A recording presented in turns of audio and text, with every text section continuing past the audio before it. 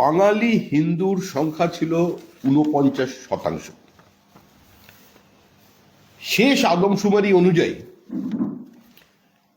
বাঙালি হিন্দু হ্রাস পেয়েছে ২৯%।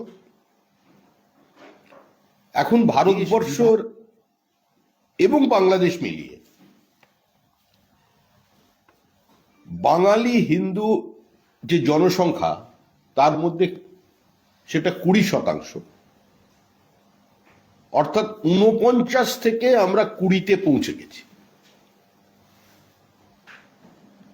আমাদের আজকের এই সাংবাদিক সম্মেলন কোনো হিন্দু মুসলমান বিভাজনের সাংবাদিক সম্মেলন নয়, কিন্তু অবশ্যই সংবাদ মাধ্যমের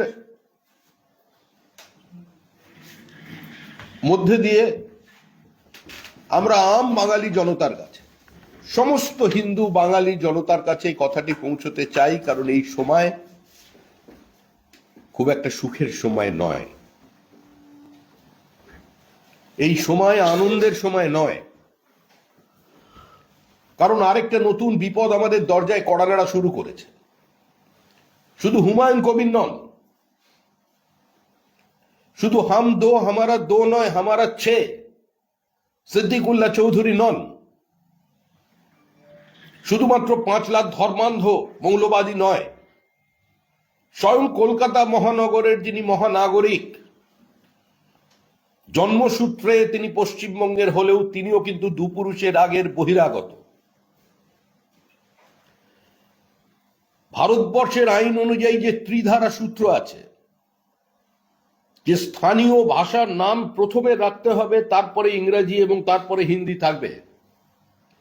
কলকাতা শহরের বিশেষ বিশেষ অঞ্চলে, বিশেষ করে খিদিরপুর মেটিয়াবুরুজ অঞ্চলে, সেখানে বহু রাস্তা আছে যে রাস্তার নাম বাংলায় লেখা নেই, যেখানে বাংলা ভাষাকে কোনোভাবে তার অস্তিত্ব পর্যন্ত রাখতে দেওয়া হয়নি। এইটাই হচ্ছে বর্তমান কলকাতার চেহারা।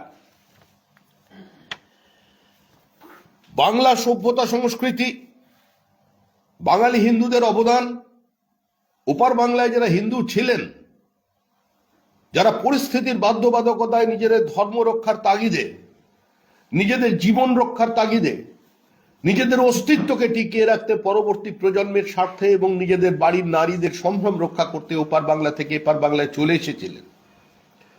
মনে রাখতে হবে যে আজকে তাদের যে নামেই বাঙালিরা সম্বোধন করুক না কেন, স্বাধীনতা সংগ্রামে ৬২ জনের ফাঁসি হয়েছিল।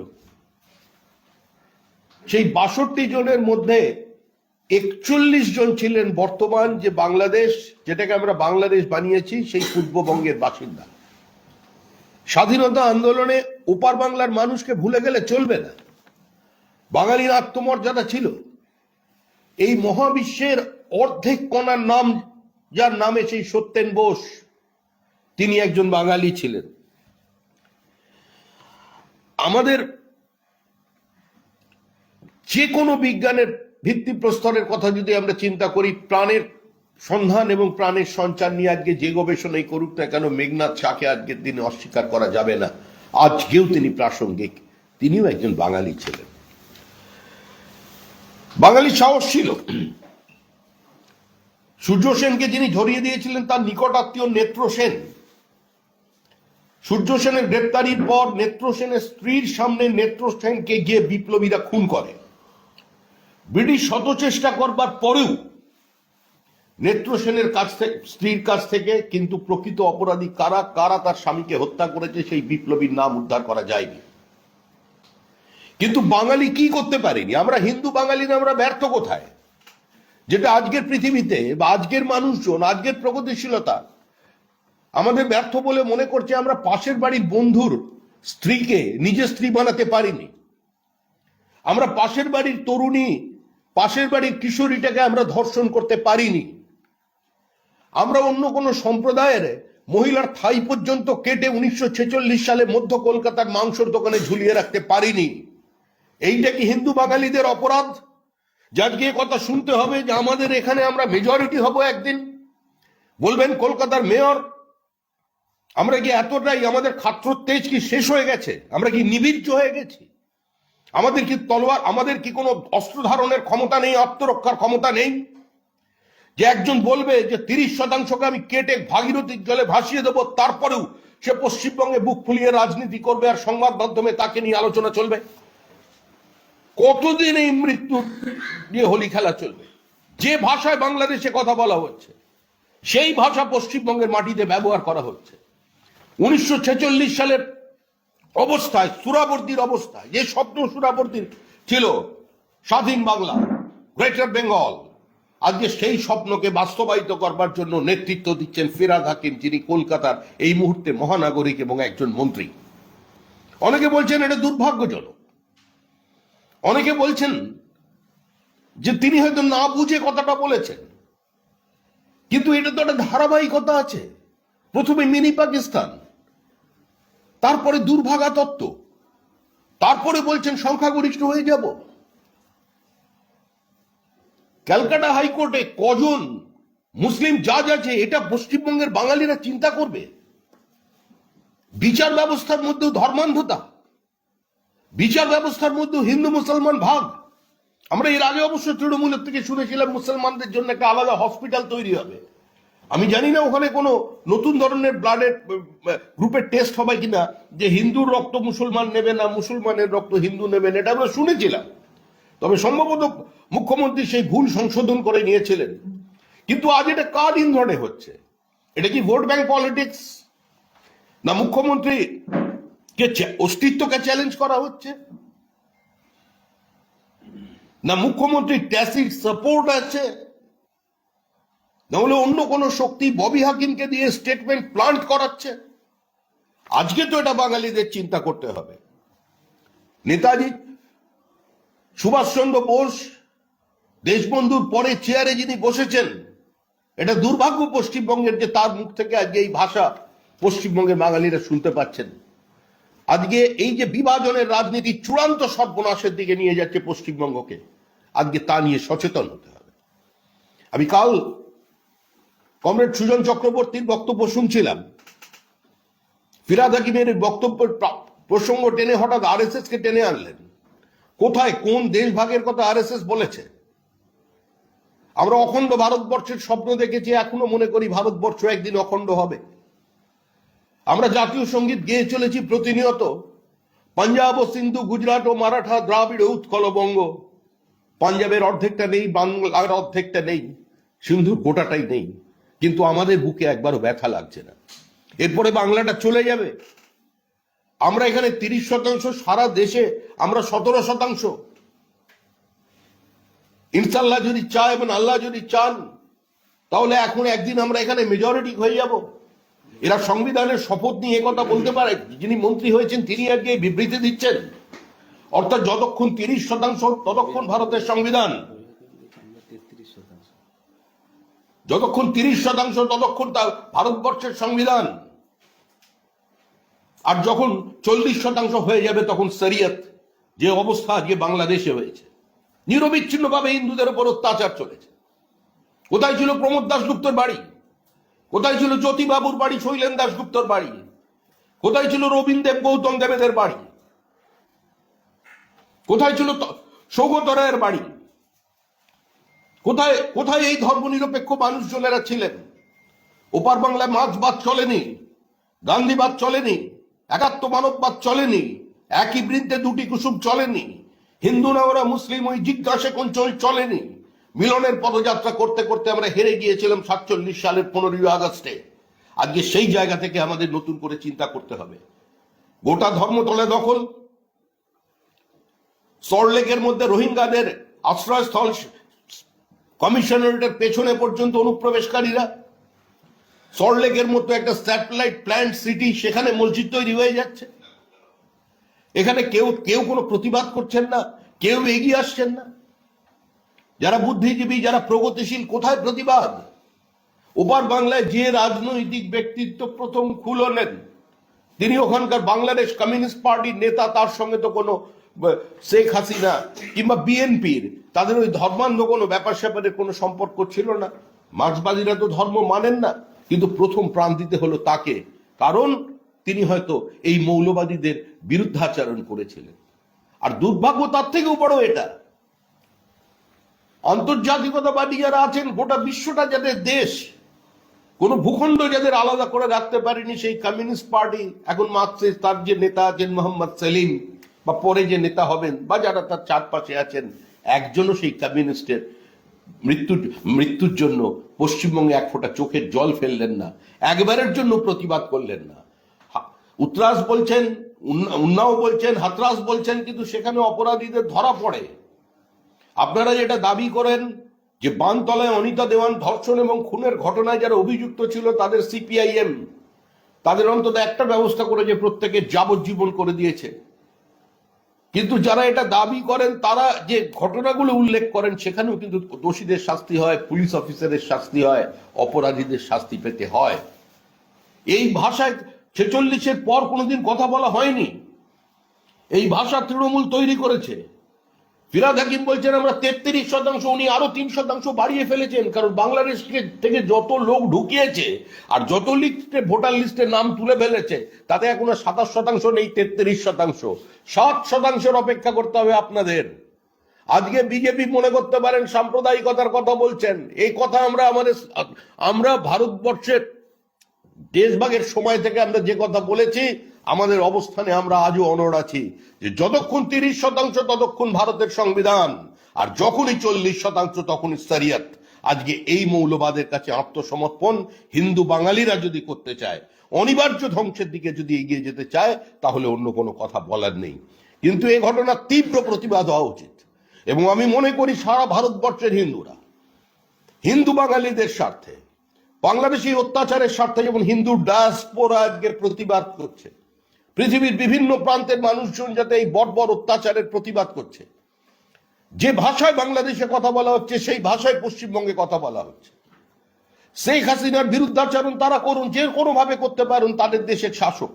ওখানে বিএনপি কি করবে, আওয়ামী লীগ কি করবে, আর চিটফান্ডের মালিক কি করবে, এ নিয়ে বিজেপির কোনো মাথা ব্যথা নেই, সেটা সে দেশের আভ্যন্তরীণ বিষয়। কিন্তু আজকে সেই দেশের অত্যাচারকে কেন্দ্র করে দক্ষিণ 24 পরগনা, উত্তর 24 পরগনা, নদিয়ার একাংশ, মুর্শিদাবাদ এবং মালদা জেলার একাংশে কেন সেলিব্রেশন হবে? এইটা আমাদের প্রশ্ন। আজকে কেন ধর্মীয় জমায়েতের নামে আজকে দেগঙ্গা বেড়াচাপার মতো জায়গা, কলকাতা থেকে 15 কিলোমিটার দূরে, সেখানে এ ধরনের ধর্মান্ধ বক্তৃতা চলবে, সেখানে কারোর কোনো প্রতিবাদ হবে না? এই অবস্থার বাইরে আমাদের বেরিয়ে আসতে হবে। তাও সংবাদ মাধ্যমের কাছে আমরা কৃতজ্ঞ, কারণ স্বাধীনতার পরে এই অন্তত প্রথম সারির সংবাদ মাধ্যম, সংবাদপত্রে হিন্দু শব্দটা উঠে আসছে, এবং বাংলাদেশের সংখ্যালঘুদের ওপর যে অত্যাচার চলেছে সেটা সাম্প্রতিককালে দৈনন্দিন টিভি আলোচনা চক্রে আসছে। কিন্তু এই অত্যাচার এখন নয়, এই অত্যাচার ধারাবাহিকভাবে চলেছে। বাংলাদেশের হিন্দু জনসংখ্যার দিকে তাকালে সেটা বলা যাবে কিভাবে সেখান থেকে এথনিক ক্লেনজিং শুরু হয়েছে, এবং সেটাকে তার সেলিব্রেশন চলেছে। কোনো মানুষ প্রতিবাদ করছেন না। এই যে হিন্দির সমস্ত চিত্র জগতের লোকজন আছেন, ছেলের নাম সব তৈমুর লেখেন, পৃথিবীর সবচেয়ে বড় নৃশংস ঘাতক একজন, এই যারা আছে চারিদিকে ঘুরে বেড়ায় বড় বড় অভিনেতারা, তারাও তো কেউ কোনো কথা বলছেন না। সিপিআইএম এর ভয় কোথায়? ভোট পাবে না, কোনো লাভ নেই। মানুষ গ্রহণ করেছে, পরীক্ষা করেছে এবং প্রত্যাখ্যান করছে। সুজন চক্রবর্তীর প্রতিবাদ করার সাহস নেই, হয়তো তার ইচ্ছা আছে, পারবেন না, কারণ তারও শিকড় আছে ওপর বাংলার মাটিতে। কালকে এই ঘটনাকে কেন্দ্র করে উনি আরএসএস এর নাম টেনে আনলেন, কারণ হয়তো পার্টির লাইন এটাই হবে যে কোনো মূল্যে আমাদের একমাত্র আমাদের লক্ষ্য হবে ওই 33% ভোট। এক হয়ে যান সবাই, মিলেমিশে একাকার হয়ে যান। কিন্তু এভাবে পশ্চিমবঙ্গকে আর আমার মনে হয় বর্তমানে তরুণ প্রজন্ম আর তৈরি হবে না। আবার গোপাল মুখার্জিদের জন্ম হবে। একটা গোপাল মুখার্জি সেদিন রুখে দাঁড়িয়েছিল, আজকে পশ্চিমবঙ্গের ঘরে ঘরে গোপাল মুখার্জি তৈরি হয়ে যাবে। কিন্তু আর এই বাংলাদেশের অত্যাচারের থেকে তারা শিক্ষা নিয়েছে, এবং আগামী দিনে এই বক্তব্যের জবাব যেভাবে দিতে হয়, বাংলার সমাজ দল ও মত নির্বিশেষে সেই ভাষাতেই এর উত্তর দেবে। আপনি কথা বলতে গিয়ে বললেন যে বাঙালিরা কি অস্ত্র তুলতে ভুলে গেছেন, এবং যে ভাষায় প্রতিবাদ করে জবাব দেওয়ার কথা সে ভাষায় জবাব দেবে। কিসের ইঙ্গিত দিচ্ছেন আপনি? আমি এটা ইঙ্গিত দিচ্ছি, যদি আপনাকে কেউ কাটতে আসে কেউ যদি তরোয়াল নিয়ে আসে তাহলে লাঠি দিয়ে তার আপনি প্রতিরোধ করতে পারবেন না, আত্মরক্ষার স্বার্থে আপনি হাতে বঁটি তুলে নেবেন। বলছি প্রাক্তন আইপিএস হুমায়ুন কবির, যিনি তৃণমূলেই রয়েছেন, তিনি একটা খুব তাৎপর্যপূর্ণ পোস্ট করেছেন, জিন্দগি লম্বি নাহি বাড়ি হোনি চাহিয়ে হুজুর হাকিম জি, কোয়ান্টিটি নয় কোয়ালিটি চাই, 5 বাচ্চা, রিক্সাওয়ালা, সবজিওয়ালা, ঠেলাওয়ালা, পরিযায়ী শ্রমিক, হকার না হয়ে 2 বাচ্চা, শিক্ষক, ডাক্তার, নিজের পক্ষে আমার মতো পুলিশ হওয়া ভালো নয় কি? কিভাবে দেখছেন? বহু শুভবুদ্ধি সম্পন্ন মানুষ আছেন, কিন্তু তারা মার্জিনালাইজ হয়ে গেছেন। কারণ এটা গণতন্ত্র, গণতন্ত্রের ভোটটাই প্রথম কথা। এখানে একজন ইডিয়েটের থেকে, মানে একজন গ্র্যাজুয়েটের থেকে 2টো ইডিয়েটের দাম বেশি, কারণ 2টো ভোট। একজন ব্রহ্মচারীর থেকে 4টে ব্যভিচারীর দাম বেশি, কারণ 4টে ভোট। কেউ যদি এভাবে সমাজকে দেখতে চায় তো সার্বিকভাবে সেটাই হবে। নিঃসন্দেহে তার এই পোস্টকে মানুষ স্বাগত জানাবেন।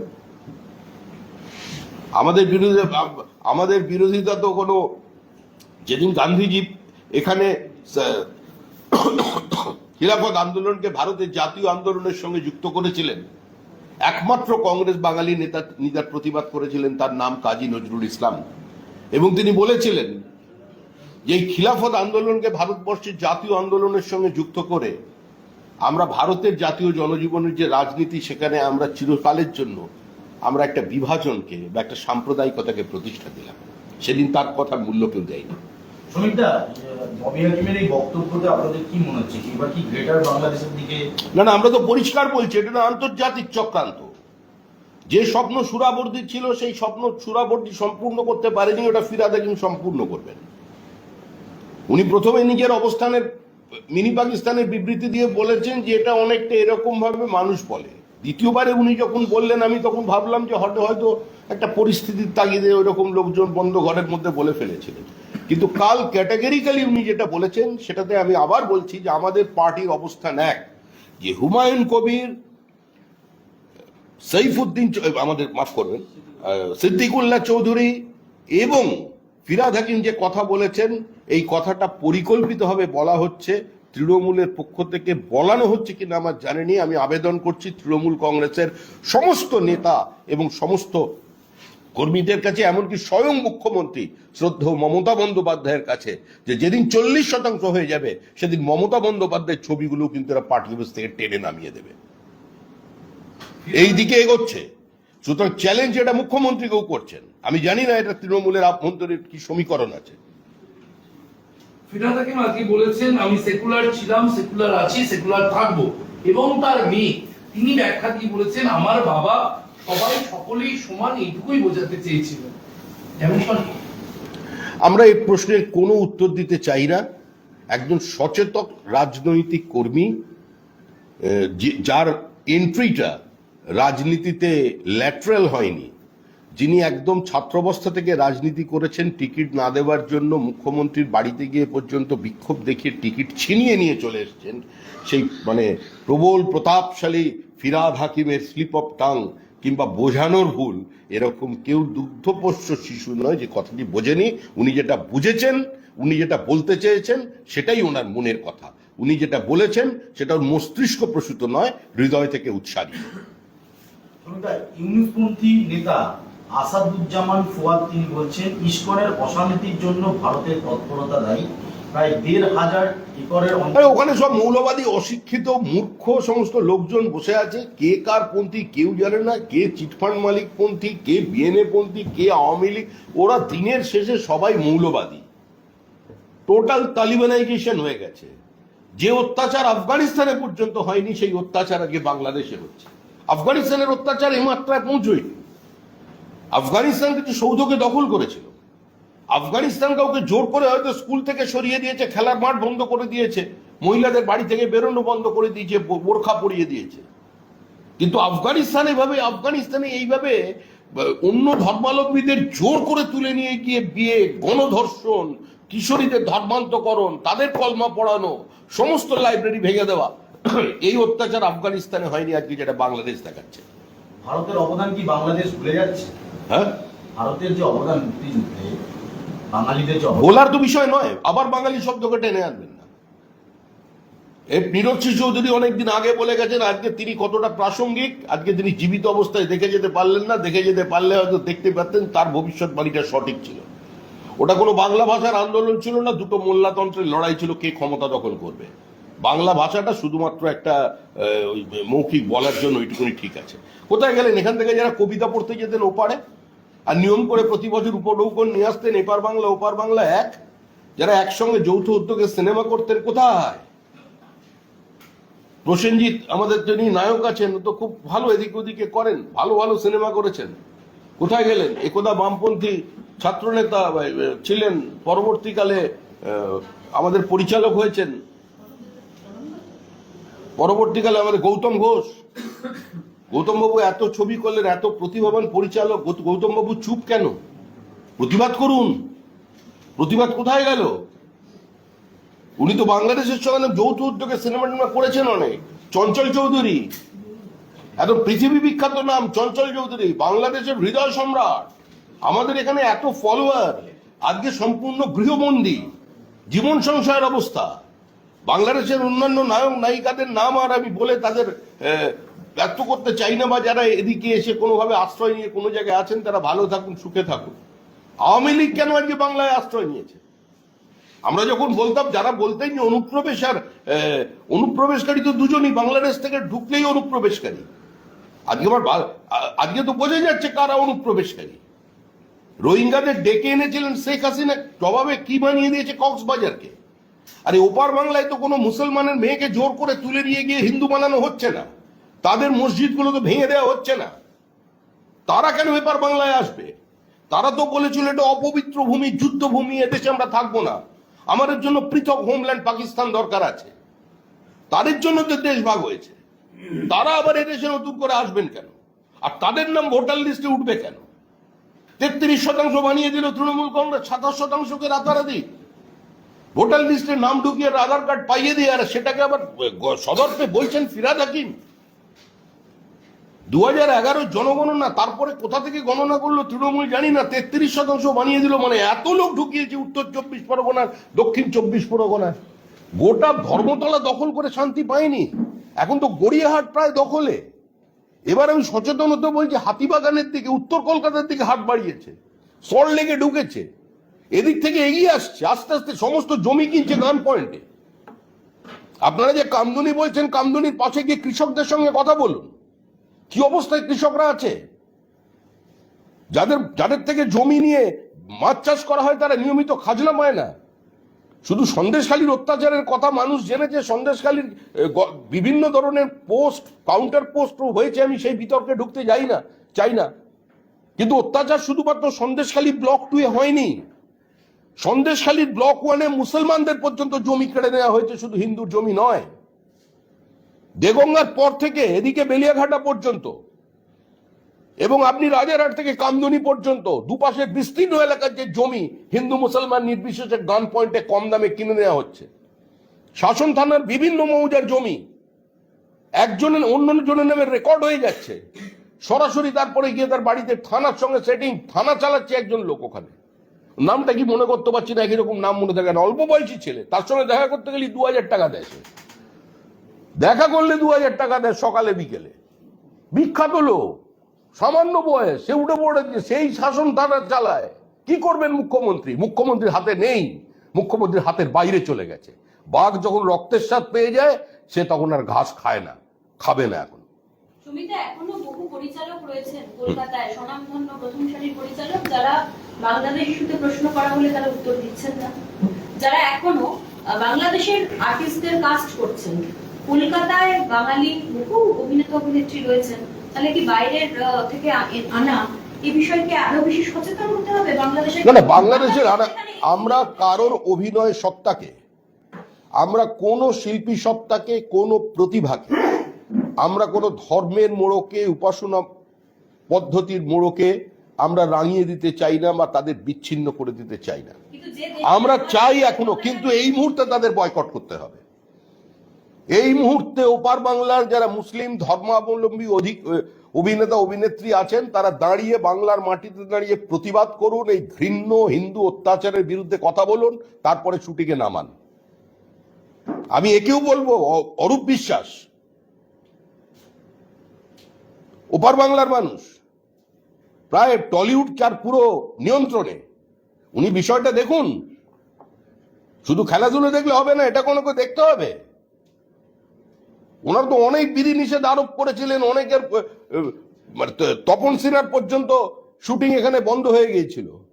কিন্তু যারা ওপারে অত্যাচার করবে আর এখানে এসে সিনেমা করবেন আর তারা প্রতিবাদ করবেন না, এটা তো হতে পারে না।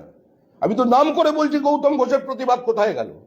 প্রসেনজিতের মতো একজন অভিনেতা, অন্তত তার থেকে তো সমাজ এটা প্রত্যাশা করে যে একটা কোনো কথা বলুন তিনি।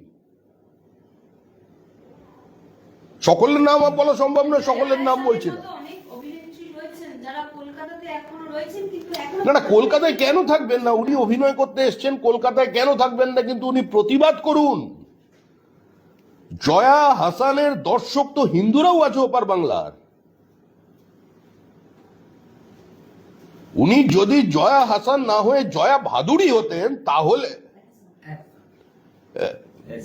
হতেন তাহলে একটা প্রশ্ন ছিল, কিন্তু উনি জয়া আহসান, ওনাকে প্রতিবাদ করতে হবে। ওনার ছবি হিন্দুরা দেখছে, ওনার ছবি মুসলমানেরা দেখছে।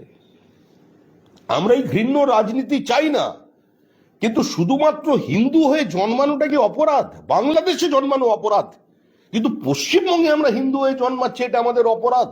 আজকে তৃণমূল এটা প্রতিষ্ঠা করছে, এটা তৃণমূলের প্রতিষ্ঠা না ববি হাকিমের ব্যক্তিগত উদ্যোগ, সেটা মুখ্যমন্ত্রীর কাছে জবাব চাই আমরা।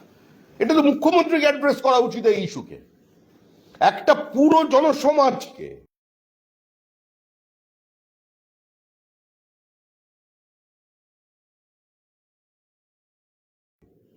,33% বলে সরাসরি একজন ক্যাবিনেট মন্ত্রী ভাগ করে দিচ্ছেন, আর মুখ্যমন্ত্রী এর সম্পর্কে কোনো কথা বলবেন না, নীরব থাকবেন। তাহলে এটাকে আমরা ধরে নেবো ফিরাদ হাকিমের স্টেটমেন্ট নয়, এটা তৃণমূলের স্টেটমেন্ট। তখন আমি আবেদন করছি সমস্ত হিন্দু তৃণমূল কংগ্রেসের যারা এমএলএ আছেন, এমপি আছেন, মন্ত্রী আছেন, সদস্য আছেন, তাদের কাছে। আমার খুব ভালো লাগলো সেদিন একটা সংবাদপত্রে দেখলাম ইস্টবেঙ্গল গ্যালারিতে একটা ব্যানার আমার চোখে পড়লো, ভালো লেগেছেন, প্রতিবাদ করেছেন শুদ্ধ ভাষায়, অত্যন্ত সচেতন ভাবে রুচিশীল একটা প্রতিবাদ হয়েছে, যেটা খেলার মাঠে রাজনীতি ঢুকিয়ে দিয়েছে। ইস্টবেঙ্গলের ক্যাচলাইন কি? ছিন্নমূল মানুষের আকাশ ছোঁয়ার স্বপ্ন। তারা পর্যন্ত বিরোধিতায় নেমে গেছিলেন পয়লা বৈশাখ নিয়ে।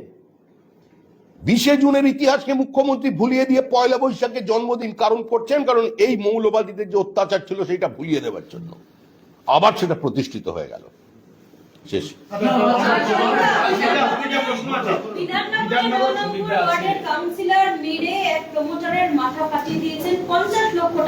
টাকা চেয়েছে, টাকা দেয়নি কেন? টাকা দিলে মাথা ফাটাতো না? উনি কষ্ট করে টাকা দিয়ে তৃণমূল কংগ্রেসের কাউন্সিলর রয়েছেন, তার অধিকার আছে টাকা চাইবার।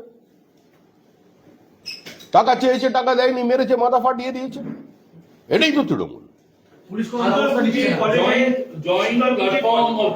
তারা কলকাতা পুলিশকে মেল করে ধর্মতলায় ধর্ণা করার অনুমতি চাইলো। এর আগেও তারা ধর্মতলায় ধর্ণা করেছে, আপনারাও ধর্ণা করেছেন। এবারে আপনাদের ওদের আন্দোলনে পাশে দেখা যাবে? কাদের? এই যে ডাক্তাররা আবার যদি ধর্ণায় বসে আর্জিকর কাণ্ড নিয়ে, তাতে আপনাদের দেখা যাবে? আমরা তো আন্দোলনেই আছি, আমরা এই আন্দোলনেই আছি। কিছু মানুষ কালকে সন্ধ্যাবেলা রাস্তায় নেমে তারা এমন ভাবে স্লোগান দিচ্ছেন যেন এই পুরো ঘুমটাই করেছে সিবিআই। আরে সিবিআই এর সাপ্লিমেন্টারি চার্জশিট জমা দেওয়া এখনো বাকি আছে। সিবিআই তদন্তটা কিসের করছে? একটা মামলায় জামিন হয়েছে, সমস্ত মামলায় নয়। এত উদ্বেলিত হয়ে যাওয়ার কোনো কারণ নেই। হ্যাঁ, নিঃসন্দেহে মানুষ দ্রুত বিচার চাইছেন, আবার এটাকে ঢাকবার জন্য 60 দিনের মধ্যে দুটো বিচারকে শেষ করে দেওয়া হলো। মেয়েটির বাবা মা থেকে শুরু করে পশ্চিমবঙ্গের সমস্ত সুশীল সমাজ, সমস্ত চিকিৎসকের যারা আছেন, যারা মেডিকেল প্রফেশনের সঙ্গে যুক্ত এবং আবাল বৃদ্ধ বনিতা এটা জানে ওটা একটা পরিকল্পিত হত্যাকাণ্ড, প্রাতিষ্ঠানিক হত্যাকাণ্ড। এটাই মানুষের বিশ্বাস, এটা জনমনে প্রতিষ্ঠিত। মানুষের আদালতে তা প্রতিষ্ঠা পেয়েছে। এবার সিবিআই কখন তদন্ত করে, কিভাবে রিপোর্ট জমা দেবে, সিবিআই এর বিষয়।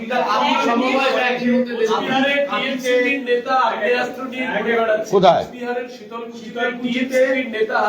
তৃণমূল ছাত্র পরিষদের বর্তমান এবং প্রাক্তন দুই গোষ্ঠীর মধ্যে সংঘর্ষে তৃণমূল ছাত্র পরিষদের নেতা ওরে বাবা, এই কারণেই তো মমতা বন্দ্যোপাধ্যায় নির্বাচনটাকে বন্ধ করে দিয়েছেন। ছাত্র সংসদ নির্বাচন হলে তৃণমূল কংগ্রেসের কয়েকটা লোক মারা যাবে, কয়েকজন ছাত্র খুন হয়ে যাবে, কারণ এখনো তো ওটার তো টাকা তোলার জায়গা। অনার্স কে কত পাবে সেটা বিক্রি হচ্ছে, তো সেখানে টাকা যদি একবার উঠতে থাকে বেআইনি ভাবে, সে টাকার ভাগ দিতে হয় অন্য লোককে। 75-25-এর অঙ্ক আছে, দিয়ে খাওয়ার ব্যাপার আছে, তার সঙ্গে অস্ত্র আছে, বেরিয়ে পড়েছে এবার নতুন কে। সমবায় ব্যাংকের নির্বাচনকে ঘিরে হ্যাঁ হ্যাঁ হ্যাঁ, রণক্ষেত্র হবে তো। আমরা বলেছিলাম যে কাঁথি নির্বাচনকে কেন্দ্র করে কাঁথিতে যখনই তৃণমূল কংগ্রেস মানুষের কাছে যাচ্ছে, মানুষ তাদের প্রত্যাখ্যান করছে। সে নন্দীগ্রাম ও কাঁথি ও গোটা পূর্ব মেদিনীপুরের এইটাই চিত্র। আর অধিকারী পরিবার সিন্ড্রোমে যে স্নায়ু রোগে তৃণমূল আক্রান্ত হয়েছে, যার জন্য এভাবে নির্বাচন করছে, কেন্দ্রীয় বাহিনী দিয়ে নির্বাচন করতে হচ্ছে, সমবায় নির্বাচন। বুঝতে পারছেন না গল্পটা কোথায় গেছে? তৃণমূল জনবিচ্ছিন্ন হয়ে গেছে, তৃণমূলের ভিত্তি হলো বোমা আর ভবিষ্যৎ হলো বন্ধু। সেক্ষেত্রে এই যে আজকে যে মারপিট, মানে একদিকে কেন্দ্র বাহিনী দিতে হলো, আপনি নিজেও বলছেন যে সমবায় নির্বাচনে কেন্দ্র বাহিনী পরিস্থিতি এই জায়গায় গেছে, তার কেন্দ্র বাহিনী দিয়েও আজকে রক্ষে হলো না।